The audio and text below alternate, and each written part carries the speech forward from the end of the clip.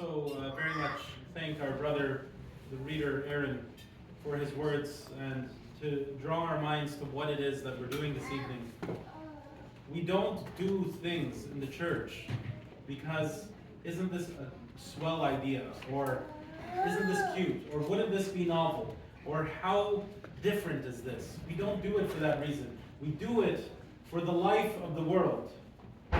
You know, this past week, and I'm sure many of you, I would love to know which one of you were under a rock and didn't know what was going on in American politics. It's sort of sad that this would be the case. But congratulations if you were. You know, and perhaps what you saw, whatever your brand of politics is, I don't know, may it be blessed. You know what was lacking? Was people who didn't know that they belonged to each other. We don't always have the means to know how to solve the issues, but what we do have is the capacity to say, forgive me, brother, forgive me, sister, and to enter back into relationship, to enter back into, to see heaven. By the way, and as Aaron had so wonderfully, the reader Aaron had so wonderfully pointed out, we will not experience, there's no way, at least some rumination that I was understanding as he was speaking, I will not experience heaven this side of eternity, and certainly perhaps not on the other side of eternity, if I don't forgive and love my brother. There's nobody, not one, I guarantee it, not one person in heaven exists who has enmity with his brother or sister. They don't exist. Think about that. So what do you think is going to happen? You're going to die here, or I would die here, and have hold a grudge, and somehow in heaven it's just going to be gone away. Tonight, the church offers us the ability to come to our senses, to have this sobriety. Those of you that have never seen this rite, it's important. Come. We ask at the end of Vespers, we will ask for forgiveness from one another. And this is, as the reader Aaron had said, this is how we march towards that unwaning day of the Lord's Pascha. We will see Christ at the end of these days of fasting, but they're more symbolically so. But also, if we can learn to forgive, we will see Christ in his unwaning day of Pascha in the heavenly Jerusalem. Come tonight. It's not an optional thing as far as I'm concerned. There is an opportunity to ask for forgiveness from every person who goes to this church, and perhaps beyond if other people come in. Come. I don't see how you can, if you don't come, it's one of two things. Either you don't realize, you see this as sort of a bit of a kitschy thing, that this is this is just sort of a rite, as it were, or some sort of ritual. You don't actually believe what you're saying, which would be really hurtful. When I hopefully say to you this evening, forgive me, brother or sister, please know that I really mean it. I will really mean it. I will really mean that I need your forgiveness.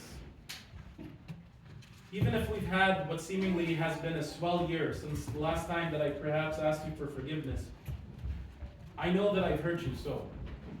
And I need you to understand that I beg for your forgiveness.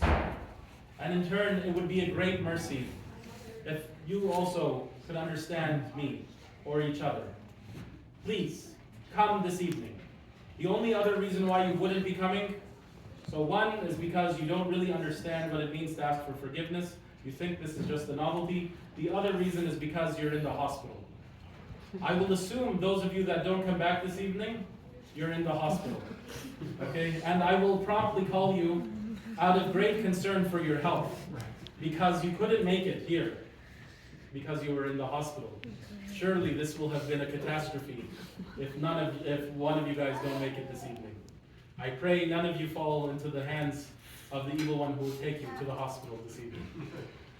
What time does it start? Oh, wise man. 6 p.m. It's not a long service. We'll be out of here by 7:30, max. That's not long in my opinion. All right, hopefully not yours.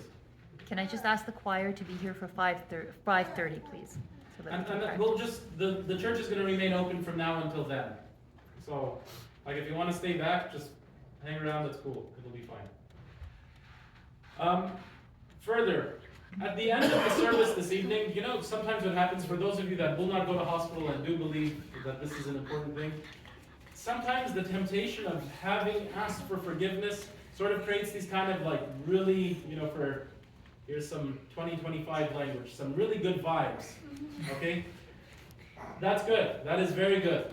But the end of this service is the beginning of our sobriety of Lent, of our journey through Lent, and it requires great sobriety. I would ask, please, let's keep the solemnity of every Lenten service, including this one, high. So, at the end of the service, we're singing the Paschal Troparia, everything is perfect. We're leaving without much to do. It's done. Everyone leave quietly, as best as you can. I mean, like, you don't have to be rude. But it's not the time to begin to say, you know, hey, what's the, you know, what are you watching on Netflix these days? We're not doing that, okay? We're just leaving. We're just going. At the end of through the prayers of our Holy Fathers, or at the end of the closing blessing, we're going to go quietly into the night and return to our homes in peace. All right? Very important. The solemnity has to be kept. So let's not just turn to each other and feel the vibes. We did. We will. And we know we love each other in the act of asking for forgiveness. All right? That's all I ask for you, from you, my dear brothers and sisters.